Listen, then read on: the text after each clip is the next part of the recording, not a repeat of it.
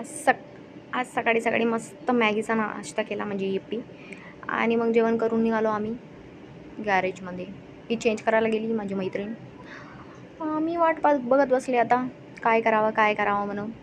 आणि मग मी माझा आतंकवादी चेहरा दाखवला आणि बाहेरचं दृश्य बघितलं माझ्या रूमच्या बाहेरून.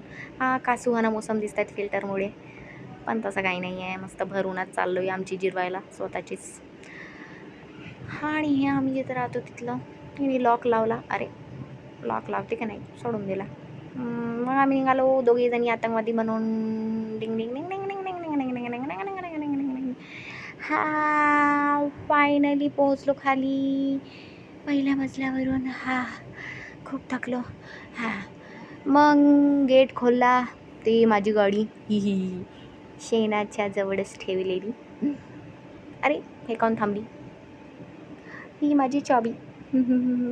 आता मी गाडीला चाबी लावेल आणि गाडी सुरू करेल. मोठ्या स्टँडवर ठेवली आहे, स्टँडही बिघडलेला आहे.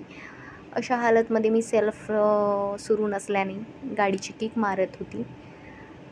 आणि तसंच दुसऱ्याच किकमध्ये बढियापैकी सुरू झालेली आहे गाडी.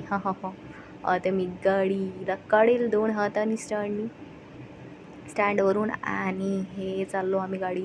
गॅरेजमध्ये गेलो, काकांनी गाडी पाहिली तर आतंकवादी चेहरा दाखवत. मग दुसऱ्या दादानी पण गाडी मस्त झोपून पाहिली. गाडी झोपली, काकाही मस्त पसरले.